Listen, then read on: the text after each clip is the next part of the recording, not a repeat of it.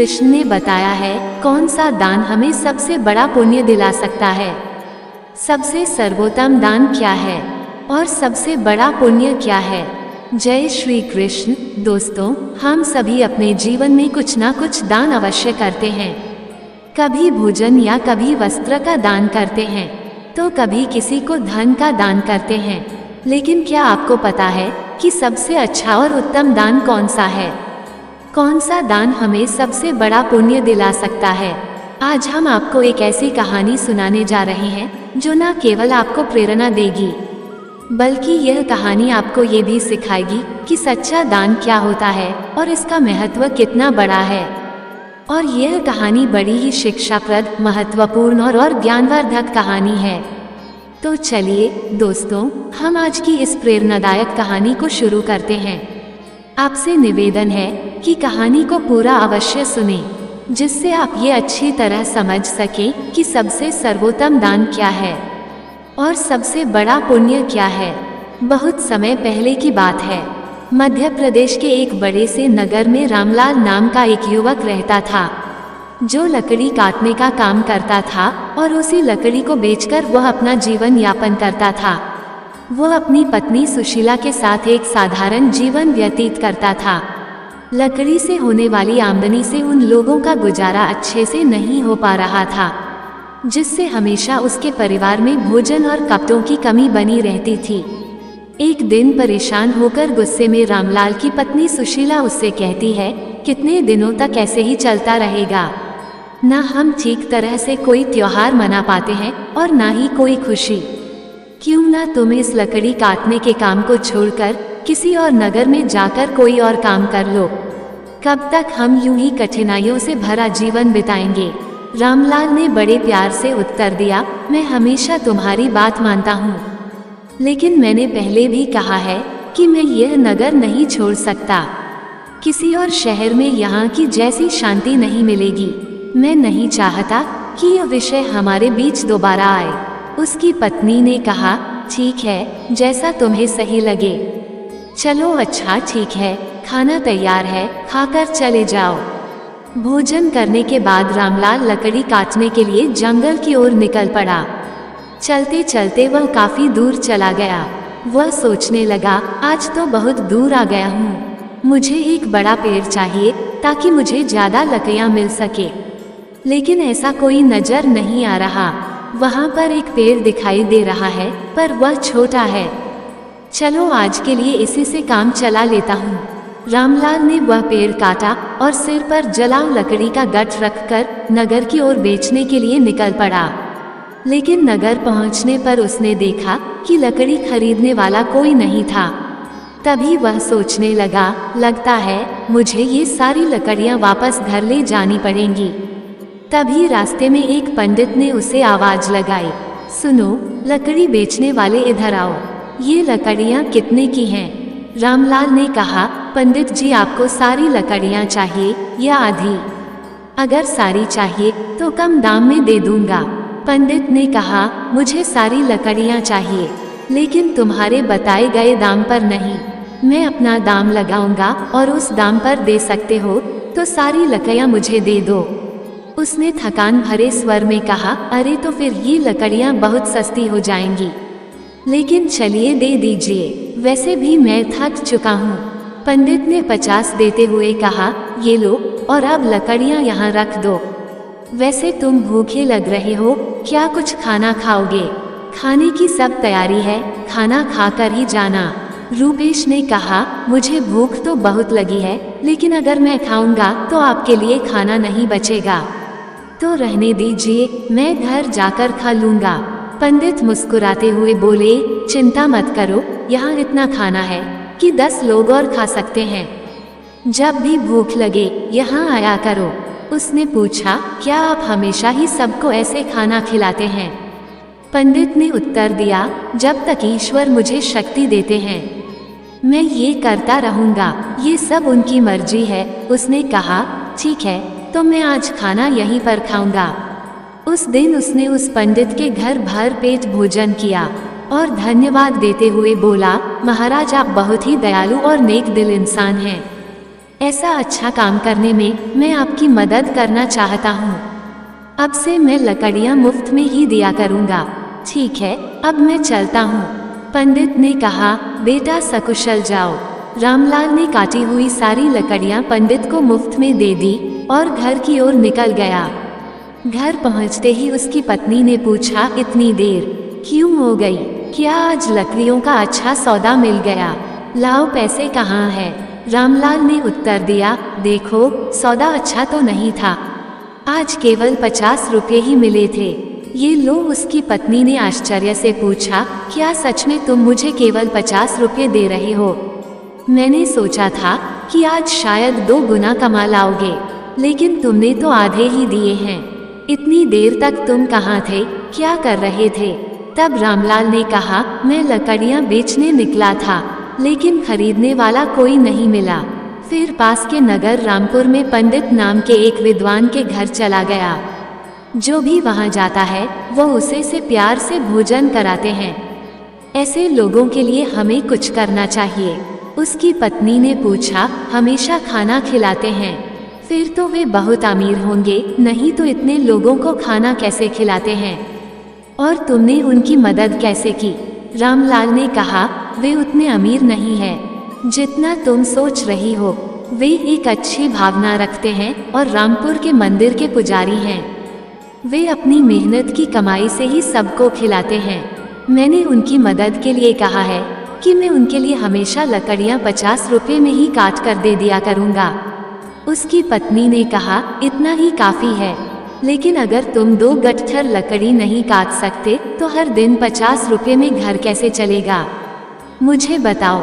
रामलाल ने उत्तर दिया, मैं अपनी हर कोशिश करूँगा और जो भगवान की इच्छा होगी वही होगा। आज मैंने उनके घर खाना खाया है, एक दिन तुम्हें भी वहाँ ले चलूँगा। इसके बाद रामलाल ने हर दिन लकड़ी काटी और अपने वादे के मुताबिक पंडित को सिर्फ 50 रुपये में ही बेचा। एक दिन पंडित भोजन करने बैठे ही थे कि बाहर से आवाज आई, महाराज लकड़ी लेकर आया हूँ, रुपए दे दीजिए, यहाँ आकर लकड़ियाँ ले लीजिए ताकि मैं जा सकूँ। पंडित ने बाहर आकर कहा, रामलाल मैं तुम्हें 50 रुपये नहीं दे सकता, तुम अपनी लकड़ियाँ वापस ले जाओ। रामलाल ने कहा, पैसे कल दे देना, लेकिन लकड़ियाँ यही छोड़ूंगा, मुझे बहुत भूख लगी है, क्या आप मुझे भोजन दे सकते हैं? वैसे भी आप सबको खिलाते हैं। पंडित ने मुस्कुराते हुए कहा, बहुत अच्छे रामलाल, पहले अपने हाथ पैर धो लो, तब तक मैं भोजन की व्यवस्था करता हूँ। पंडित ने घर के अंदर जाकर अपनी पत्नी से यह बात कही। उसकी पत्नी बोली, आपने ऐसा वादा क्यों किया? हमारे घर में खाने के लिए कुछ भी नहीं बचा है सिवाय उस भोजन के जो मैंने अभी आपको परोसा है। पंडित की पत्नी बोली, इस समय हम रामलाल को कैसे खिलाएंगे? सारा खाना खत्म हो चुका है, क्या आपको यह नहीं पता? पंडित बोले, अरे इसमें कौन सी बड़ी बात हो गई, तुमने जो खाना परोसा है वह रूपेश के लिए पर्याप्त है। मैं सोच रहा हूँ कि आज उपवास कर लूँ। पंडित की पत्नी बोली, मुझे बताओ तुम ऐसा कितनी बार करोगे? जब हमारे पास खुद के लिए भी पर्याप्त भोजन नहीं है तो दूसरों के लिए इतना सब क्यों करते हो? ये सब कहाँ से आएगा? पंडित बोले, भगवान सब कुछ देते हैं, पहले रामलाल को भोजन परोस दो। पंडित ऐसे ही उन लोगों को भोजन कराते रहे, भले ही उनके पास स्वयं के लिए भी कुछ ना हो। एक दिन रामलाल लकड़ी काटने जंगल गया। उसने सोचा, जंगल के किनारे के सारे सूखे पेड़ तो मैं पहले ही काट चुका हूँ, अब जो बचे हैं वे सब हरे पेड़ हैं। जंगल के अंदर जाना थोड़ा मुश्किल लग रहा है, मैं इससे पहले कभी इतना अंदर नहीं गया। यहाँ जंगली जानवर भी हो सकते हैं, अगर मुझे कुछ हो गया तो क्या होगा? ये सोचकर वह जंगल के भीतर डरते डरते चला गया। वह काफी दूर निकल गया, लेकिन कोई उपयुक्त पेड़ नहीं मिला। अचानक उसे एक बड़ा पेड़ दिखा। उसने सोचा, यह शाखा तो काफी मजबूत है, इसे काटूं तो 3 गट्ठर लकड़ी बन जाएंगे। पहले ही बहुत देर हो चुकी है। ये सोचकर रामलाल उस पेड़ पर चढ़ गया। वो उसी शाखा पर बैठ गया और उसी को काटने लगा। शाखा बहुत बड़ी थी, इसलिए कटने के बाद वह बगल के पेड़ और एक छोटे टीले के पास गिर गई। तभी अचानक वहां एक साधु प्रकट हुए और क्रोध में बोले, मेरी तपस्या किसने भंग की? लगता है ये तुम ही थे। मैं तुम्हें श्राप देता हूँ कि तुम कुत्ते बन जाओगे। रामलाल घबरा गया और बोला, महाराज मुझे माफ कर दीजिए, मुझे नहीं पता था कि आप यहाँ तपस्या कर रहे हैं। साधु बोले, मैं यहाँ 1 वर्षों से तपस्या कर रहा हूँ। तुमने मेरी तपस्या तोड़ी है, इसलिए मैंने तुम्हें ये श्राप दिया है। रामलाल ने विनती की, महाराज मैं रोज लकड़ियाँ काटने आता हूँ और उन्हें बेचकर अपनी आजीविका चलाता हूँ। मैंने जानबूझकर ऐसा नहीं किया, कृपया इस श्राप को वापस ले लीजिए। साधु बोले, मैंने क्रोध में आकर यह श्राप दिया है, इसे वापस लेना संभव नहीं है, लेकिन एक उपाय है। रामलाल ने पूछा, कृपया मुझे उपाय बताइए महाराज, मैं इस श्राप से कैसे मुक्त हो सकता हूँ? साधु बोले, तुम ऐसे लोगों को ढूंढो जो सबसे अच्छा दान करते हो। उनके भोजन के बाद बचा हुआ एक भी दाना खा लोगे तो तुम्हारा श्राप समाप्त हो जाएगा और तुम पूरी तरह तब इस श्राप से मुक्त हो जाओगे। जब तुम इस श्राप से मुक्त हो जाओगे तो तुम्हारा रंग सफेद हो जाएगा। रामलाल ने रोते हुए कहा, महाराज मैं अपनी पत्नी का सहारा हूँ। लकड़ियाँ बेचकर जो पैसे लाता हूँ उससे हमारा गुजारा होता है। अब मैं कुत्ता बन गया हूँ तो मेरी पत्नी का अब क्या होगा? साधु बोले, चिंता मत करो, भगवान उसकी मदद करेंगे। जब तुम्हारा श्राप टूटेगा तब तुम्हारा जीवन सुखी हो जाएगा, धन और धान्य से भरा होगा और तुम्हें हर कष्ट से मुक्ति मिलेगी। ये कहते हुए साधु वहां से चले गए। रामलाल साधु के श्राप के कारण कुत्ते में बदल जाता है। रामलाल साधु से कहता है, मुझे अब इजाजत दीजिए। महाराज से इतना कहकर वह श्राप से छुटकारा पाने के लिए यात्रा पर निकल पड़ता है। वह सोचने लगता है, जैसा साधु ने कहा था, मुझे सबसे अच्छा दान देने वाले कहाँ मिलेंगे? मेरी समझ में कुछ नहीं आ रहा। अचानक उसे याद आया, हाँ पंडित जी, वह बड़े ही उदार और नेक दिल के व्यक्ति हैं। अब मैं सबसे पहले उन्हीं के पास जाता हूँ। रामलाल कुत्ते के रूप में पंडित के घर पहुँचता है। पंडित अपनी पत्नी से कहते हैं, चलो अच्छा हुआ आज मैं बिना किसी बाधा के सभी मेहमानों को भोजन खिला पाया। सच में भगवान की कृपा है। पंडित के भोजन कर लेने के बाद उनकी पत्नी ने बचे हुए भोजन को बाहर फेंक दिया।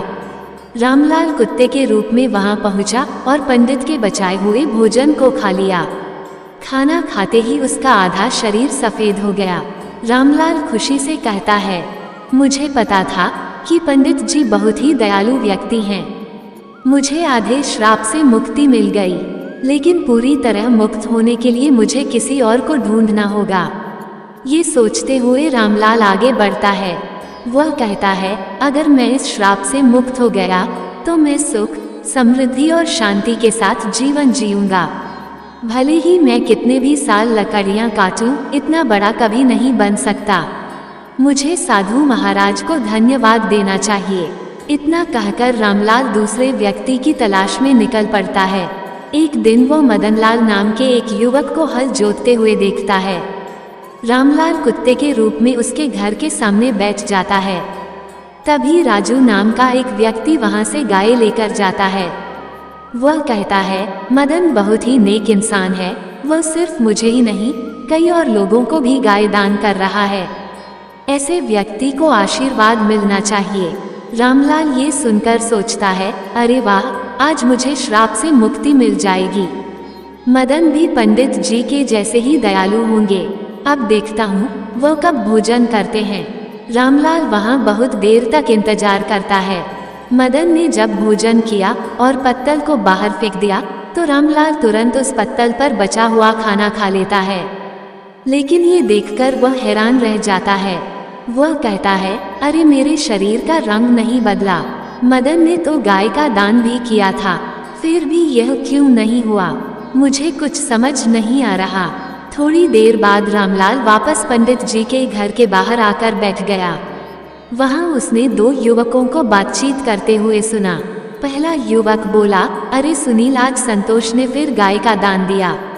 दूसरा युवक बोला, हाँ, वह चाहे कितना भी बड़ा दानी दिखे, लेकिन हमेशा नगर के बाहर वालों को ही बुलाकर दान करता है। सच जानोगे तो हैरान रह जाओगे, उसकी सारी गाय 2 महीने से ज्यादा दूध नहीं देती। पहला युवक चौंक कर बोला, क्या? अगर वह ऐसा करता है तो उसे अवश्य ही पाप लगेगा। हमारे सेठ की तरह कोई और नहीं कर सकता। वह एक महान दानी है। 1 हफ्ते से खाना बांट रहे हैं और कल आखिरी दिन अन्नदान के साथ वस्त्र दान भी करेंगे। सेठ जी खुद वहां सबके साथ 1 हफ्ते से खाना खा रहे हैं। कभी उनके जैसा परोपकारी देखा है कहीं? अरे ये तो कुछ भी नहीं। उन्होंने हमारे नगर में अच्छी सड़कें बनवाई हैं, हर जगह कुएं और तालाब खुदवा दिए हैं। सच में उन्होंने हमारे लिए बहुत कुछ किया है। ऐसा धर्मात्मा मैंने कभी नहीं देखा। यह बातें सुनकर रामलाल बहुत खुश हुआ। उसके मन में विचार आया, चलो अब तो तय है कि मुझे मेरे श्राप से मुक्ति मिल जाएगी। मुझे तुरंत उस सेठ जी के पास जाना चाहिए। वह राजमहल में नहीं बल्कि लोगों के साथ खाना खा रहे हैं। इस अवसर का लाभ उठाना चाहिए। अगले ही दिन वो उस जगह पहुंच गया जहां सेठ जी भोजन करा रहे थे। वहां उसने सेठ को कपड़े बांटते हुए देखा। वह सोचने लगा, सेठ जी कितने महान हैं। वह भोजन देने के साथ साथ सभी को वस्त्र भी बांट रहे हैं। मैं जिन अच्छे लोगों को ढूंढ रहा था, निश्चय ही यह वही व्यक्ति है। मुझे उनके भोजन के बाद इंतजार करना होगा। सेठ जी के भोजन करने के बाद सैनिक उस पत्ते को बाहर फेंक देते हैं जिसमें सेठ ने खाना खाया था। ये देखकर रामलाल वहां गया और उस पत्ते में से बचा हुआ खाना खा लिया। लेकिन ये देखकर वह चौंक गया। उसने कहा, अरे ये क्या, इतने महान दानी सेठ जी का भोजन करने के बाद भी मेरा रंग नहीं बदला। ये श्राप तो किसी दूसरी वजह से लग रहा है। मुझे तुरंत उस साधु के पास जाना चाहिए जिन्होंने मुझे ये श्राप दिया। रामलाल उस स्थान पर पहुंचता है जहां साधु मौजूद थे। वह साधु को प्रणाम करता है। साधु उसे निराश देखकर पूछते हैं, क्या हुआ रामलाल? ऐसा लगता है कि तुम्हें अभी तक केवल एक ही सही व्यक्ति मिला है। तुम्हारा केवल आधा रंग ही बदला है। क्या तुम्हें और कोई नहीं मिला? श्राप मिले हुए भी काफी समय हो गया। रामलाल कहता है, मुझे तो शक है, पंडित जी का खाना खाकर मैं आधा सफेद हो गया। इसके बाद मैंने उनसे भी बड़े दानी लोगों को देखा, लेकिन उनके खाने का कोई असर नहीं हुआ। साधु थोड़ी देर रुककर बोलते हैं, इसमें आश्चर्य की बात नहीं है। उनके कर्मों का वास्तविक स्वरूप जानना जरूरी है। रामलाल जवाब देता है, इसके अलावा हमारे नगर के सेठ बहुत धर्मी हैं। 1 हफ्ते तक सेठ ने सभी को भोजन कराया और वस्त्र भी बांटे। इतने धर्मप्रिय व्यक्ति द्वारा खाया हुआ भोजन खाने के बाद भी मैं श्राप से मुक्त नहीं हो पाया। इसमें कुछ रहस्य जरूर है।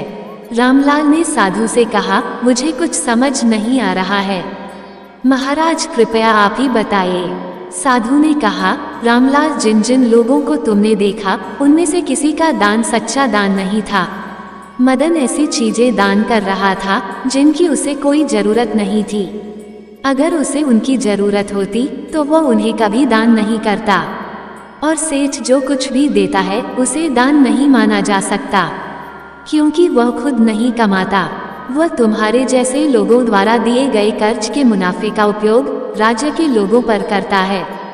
साधु ने आगे कहा, कल के दान में जो भोजन और वस्त्र बांटे गए वे भी कर्ज के मुनाफे से ही आए थे। इसलिए सेठ द्वारा किया गया दान दान नहीं माना जाएगा। वह सिर्फ लोगों का पैसा लोगों पर खर्च कर रहा है।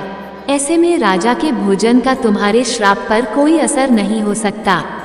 समझ लो, सही दान वही था जो पंडित ने भूखे को भोजन देकर किया। भले ही उन्होंने खुद नहीं खाया, लेकिन उनका दान सर्वश्रेष्ठ था। इसलिए तुम्हें और प्रयास करना होगा। तुम श्राप से मुक्ति के करीब हो।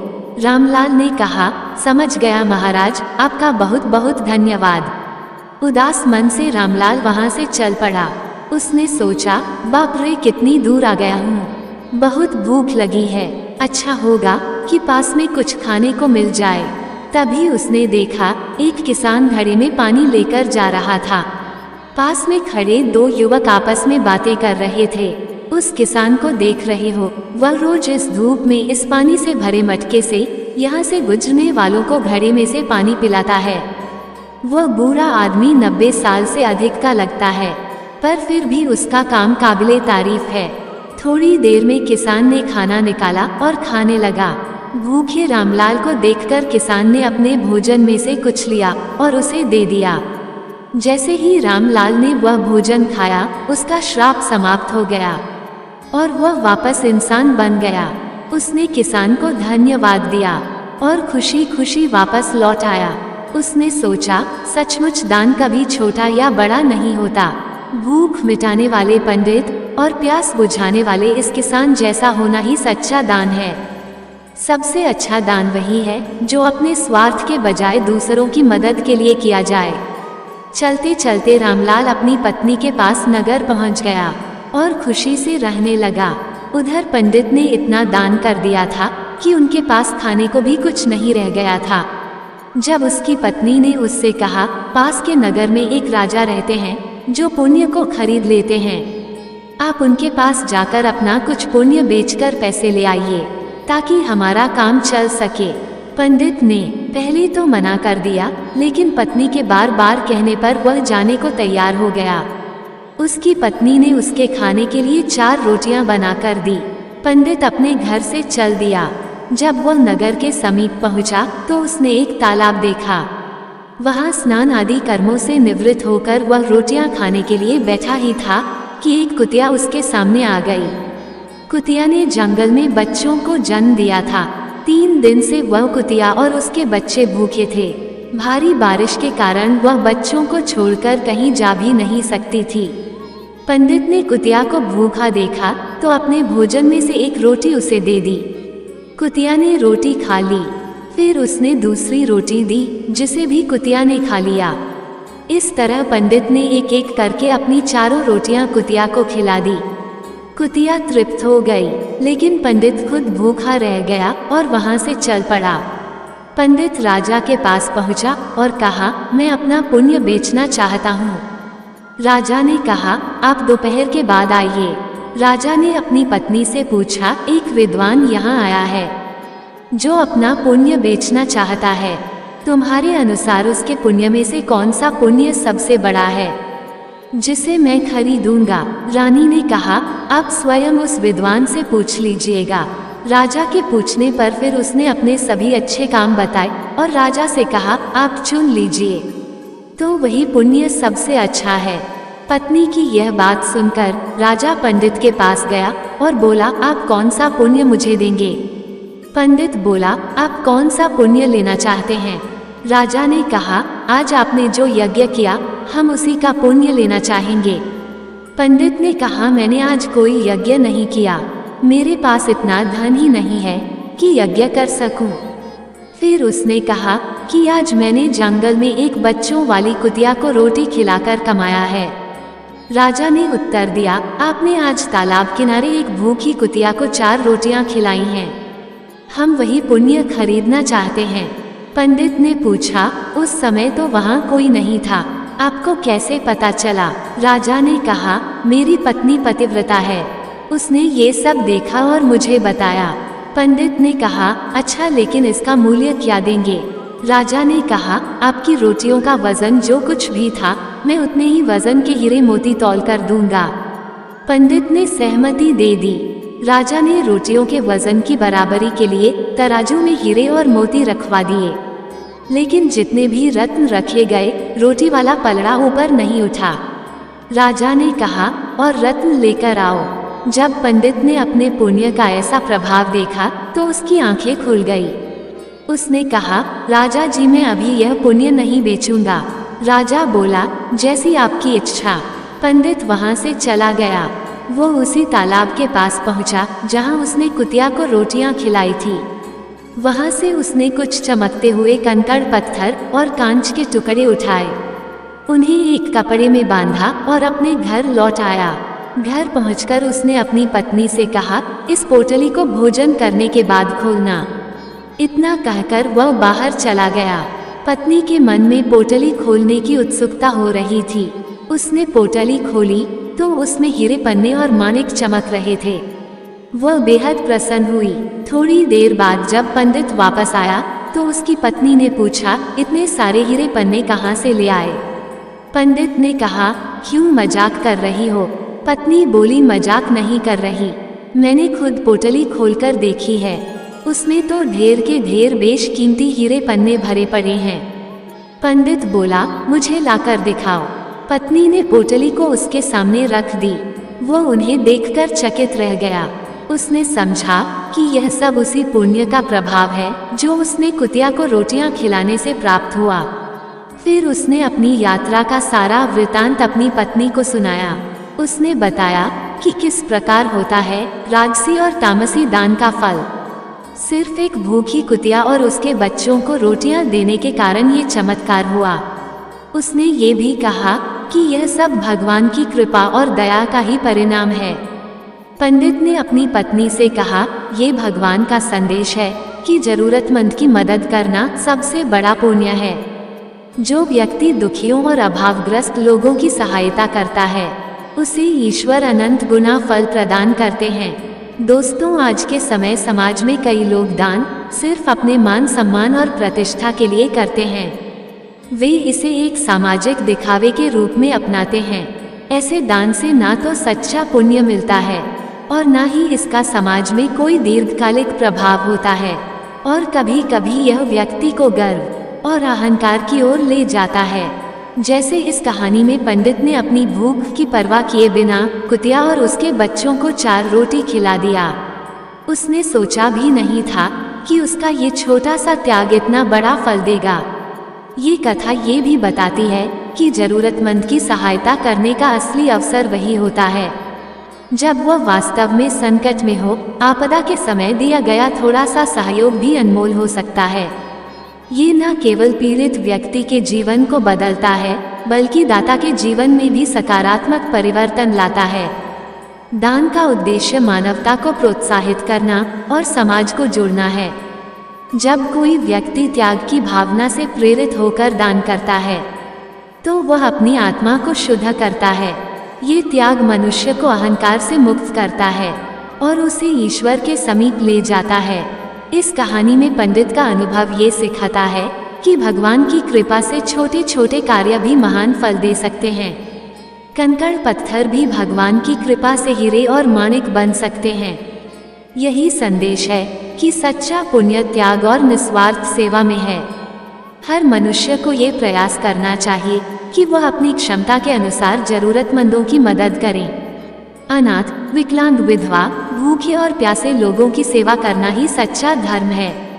इसी से समाज में शांति और समृद्धि आती है। तो दोस्तों, आपने आज के इस वीडियो से क्या सीखा? और दोस्तों, आपको ये कहानी कैसी लगी? कृपया कमेंट करके जरूर बताएं। वीडियो पसंद आया हो तो लाइक करें और अपने दोस्तों के साथ शेयर करें। कमेंट बॉक्स में जय श्री कृष्ण लिखना ना भूलें और ऐसी ही और भी बहुत सारी कहानियों को सुनने के लिए चैनल को सब्सक्राइब जरूर करें। धन्यवाद।